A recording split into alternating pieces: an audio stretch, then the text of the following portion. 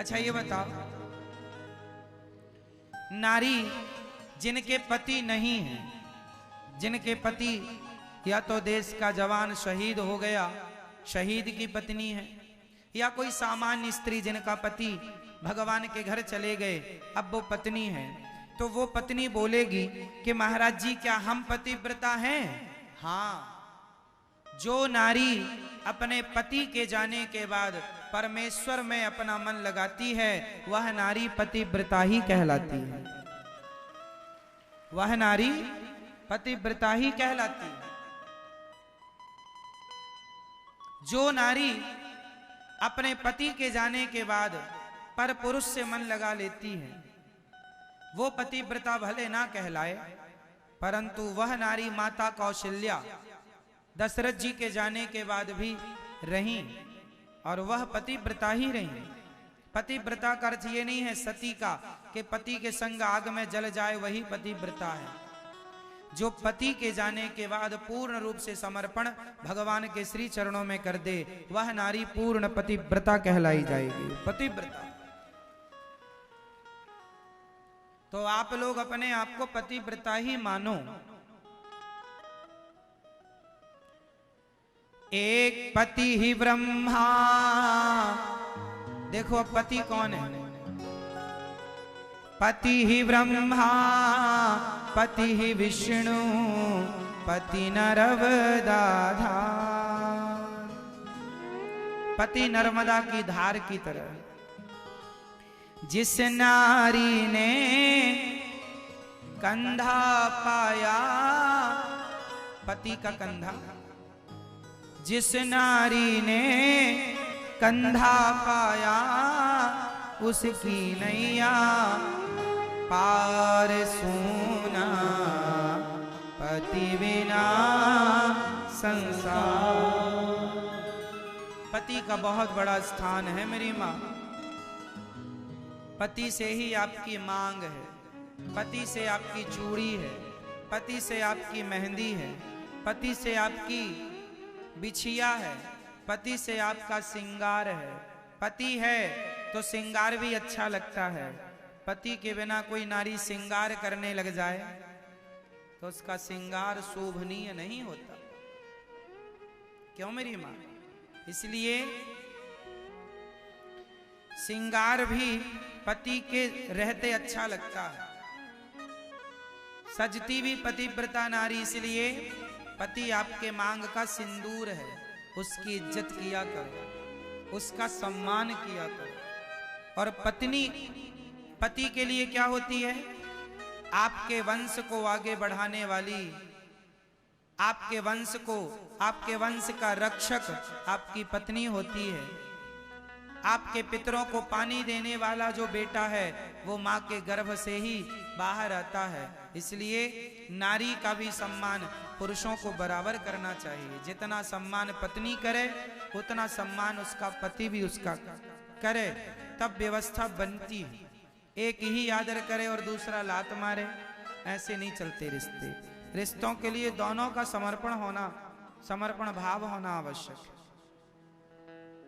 पत्नी अपनी जिम्मेदारी समझे, पति अपनी जिम्मेदारी समझे और दोनों गृहस्थी चलाएं बढ़िया।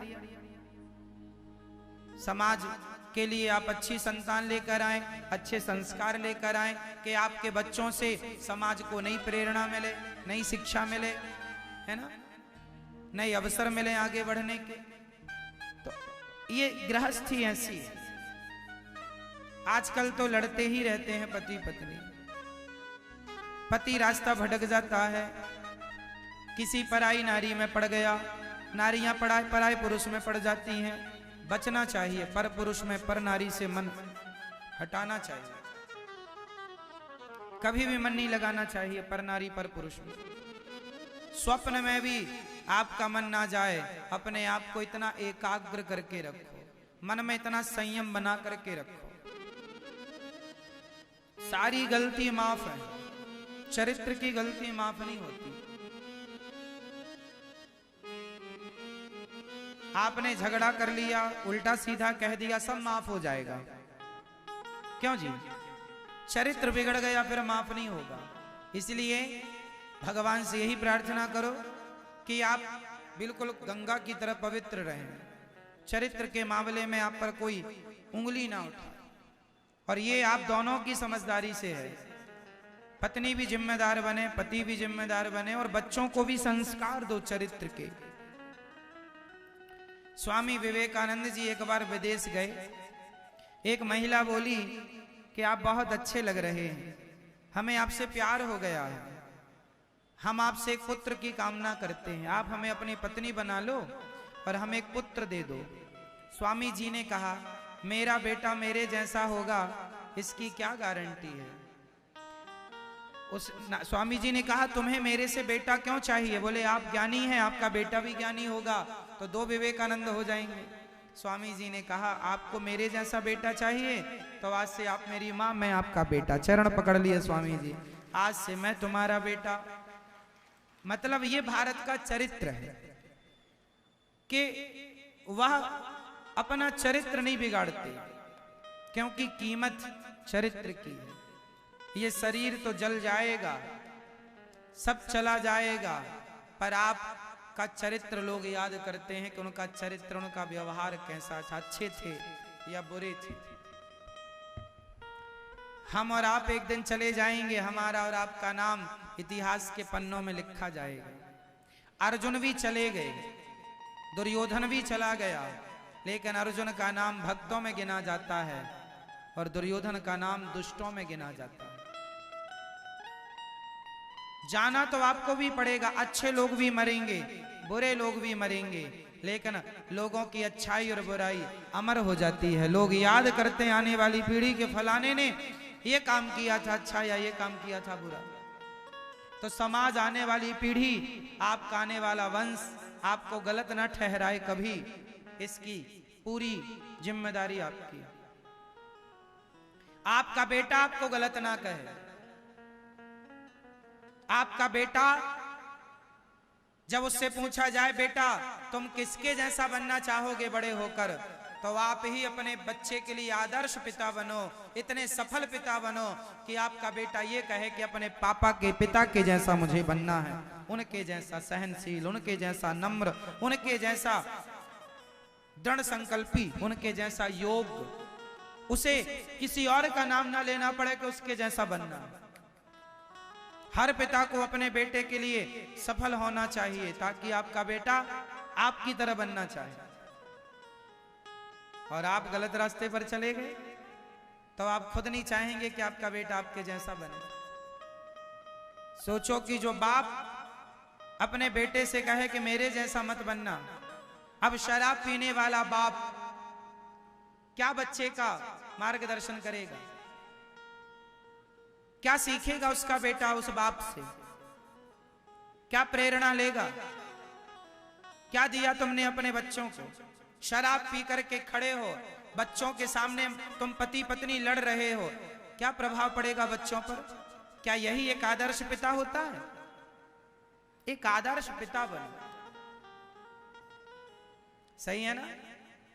एक आदर्श पिता कैसा?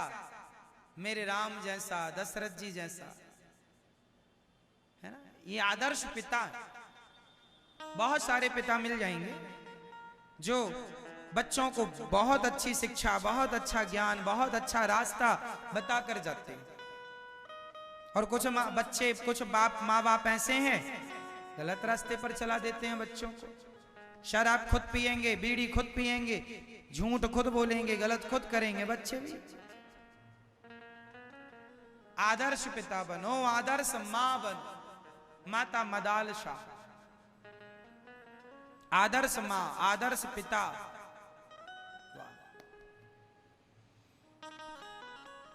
इसलिए आवश्यक है कि आप कथा सुना करें, बच्चों को कथा से जोड़ा करें, संस्कार दिया करें। यही है, पैसा कमा लेना बड़ी बात नहीं है। मैं लाख बार कह चुका हूं ये बात। पैसा कमाना बड़ी बात नहीं, चरित्रवान होकर जीना और चरित्रवान होकर ही मरना बड़ी बात है। सत्य के रास्ते पर आज चलना और मरते दम तक सत्य के रास्ते पर चलना, ये बड़ी बात है। सेवा आज करना, मरते दम तक करते रहना, अच्छे काम आज करते हो आगे करते रहना। ये बड़ी बातें हैं, ये करने आए हैं हम लोग, पैसा जोड़ने नहीं आए।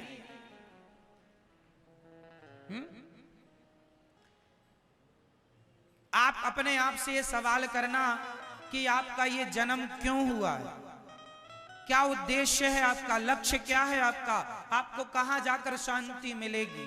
कितना भटक रहे हो, दर दर की ठोकर खा रहे हो, शांति पाने के चक्कर, शांति के लिए बड़ा घर बनाया, इस बड़े घर में शांति मिलेगी, क्या मिली।